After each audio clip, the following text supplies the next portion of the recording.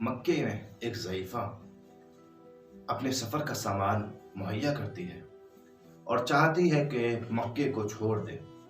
لہٰذا اس ضعیفہ نے اپنے سارے سامان کو اکٹھا کیا، ایک گٹھری میں باندھا اور دروازے پر کھڑی ہو گئی۔ دروازے پر اس لیے کھڑی ہوئی کیونکہ اس وزن کو اٹھانے کی اس ضعیفہ میں طاقت نہیں تھی۔ کھڑی ہوئی دروازے پر تھا کہ کوئی آئے اور اس ضعیفہ کی مدد کرے۔ اسی اصلاح میں اس ضعیفہ نے دیکھا کہ ایک نوجوان، خوبصورت نوجوان ہے جو تشریف لا رہا ہے۔ اس ضعیفہ نے اس نوجوان سے کہا کہ اے جوان، ذرا میری مدد کرو اور اس بوجھ کو اٹھا کر میرے سر پر رکھ دو۔ اس نوجوان نے اس ضعیفہ کے حکم کی تعمیل کرتے ہوئے اس بوجھ کو اٹھانا چاہا۔ جیسے ہی اس بوجھ کو اٹھانا چاہا، محسوس کیا کہ یہ بوجھ بڑا وزنی ہے، یہ سامان بڑا وزنی ہے، یہ ضعیفہ اس سامان کو اٹھا نہیں پائے گی۔ لہٰذا وہ نوجوان اس ضعیفہ سے کہتا ہے کہ اگر آپ چاہیں تو جہاں تک آپ جائیں، میں آپ کے اس سامان کو اٹھا کر چلنے کے لیے تیار ہوں۔ اس ضعیفہ نے اس بات کو قبول کیا۔ اب وہ ضعیفہ چلتی جاتی ہے اور پیچھے پیچھے یہ نوجوان اپنے سر پر اس ضعیفہ کے سامان کو لے کر چلتا جاتا ہے۔ راستے میں جب وہ منزل مقصود تک پہنچ گئی تو اس نوجوان نے اس کے سامان کو زمین پر رکھا اور یہ ضعیفہ اس نوجوان کو دعائیں دینے لگی۔ دعائیں دیتے وقت اس ضعیفہ نے اس نوجوان سے ایک نصیحت کرنا چاہی کہ میں چاہتی ہوں کہ تحفے کے طور پر میں آپ کو ایک نصیحت کروں، کیونکہ مجھ بیچارے کے پاس دینے کو کچھ نہیں ہے، مگر ضعیفوں کو سب سے بہتر چیز جو ضعیفوں کے پاس ہوتی ہے دینے کے لیے، وہ ہوتی ہے ان کی نصیحتیں۔ لہٰذا بڑوں کی نصیحتیں بڑی قیمتی ہوا کرتی ہیں۔ اس ضعیفہ نے کہا کہ میں چاہتی ہوں کہ آپ کو ایک نصیحت کروں۔ اس نوجوان نے کہا کہ جی، میں تیار ہوں، آپ نصیحت کیجئے، انشاءاللہ میں اس نصیحت پر عمل کروں گا۔ یہ ضعیفہ کہتی ہے کہ میں نے سنا ہے کہ کوئی شخص ہے، جادوگر ہے، اور وہ اس طریقے سے لوگوں کو ان کے دین سے بیزار کر رہا ہے اور اپنے جادو کے ذریعے سے وہ لوگوں کو اپنی طرف بلا رہا ہے، اور لوگ اس کے جادو کے اثر سے اس کی طرف بڑھتے چلے جا رہے ہیں۔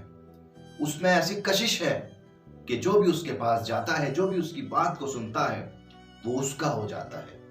میں نصیحت کرتی ہوں کہ تم اس جادوگر کے پاس نہ جانا۔ اگر تم اس جادوگر کے پاس گئے تو تم بھی اس کے ہو جاؤ گے۔ اس نوجوان نے سر کو جھکایا، مسکرا کر ہلکی آواز میں کہا کہ آپ کی نصیحت کا شکریہ، مگر میں مجبور ہوں، آپ کی نصیحت پر عمل نہیں کر پاؤں گا۔ اس ضعیفہ نے سوال کیا حیرانی کے عالم میں، آخر کیا وجہ ہے؟ اتنے خوش اخلاق ہو، اتنے ہمدرد ہو، تو پھر کیوں نصیحت پر عمل نہیں کر پاؤ گے؟ اس جوان نے جواب دیا، کیونکہ جس محمد سے دور رہنے کا آپ حکم دے رہی ہیں، جس محمد سے دور رہنے کی آپ نصیحت فرما رہی ہیں، میں وہی محمد ہوں، میں وہی رسول ہوں۔ جیسے ہی رسول خدا صلی اللہ علیہ وآلہ وسلم کے اس اخلاق کو دیکھا، اس رویے کو دیکھا، فوراً حیرت زدہ ہوئی۔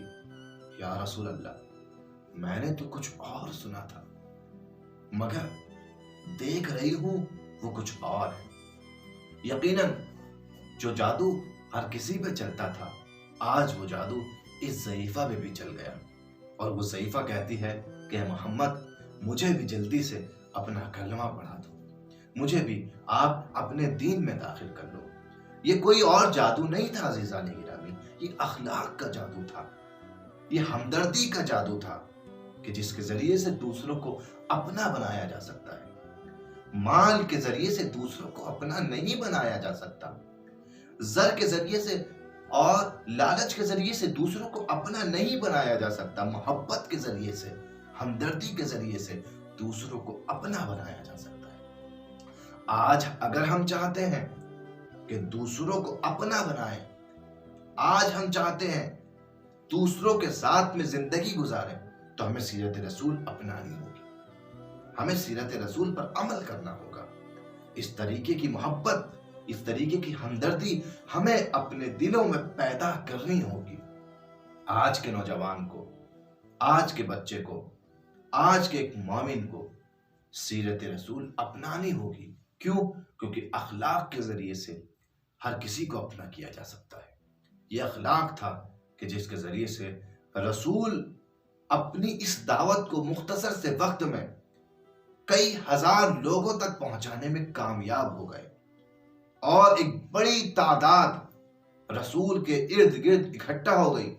اتنی جلدی تلوار سے اگر یہ کام کرنا چاہتے تو اتنی جلدی نہ ہو پاتا، مال سے اگر یہ کام کرنا چاہتے تو اتنی جلدی نہ ہو پاتا.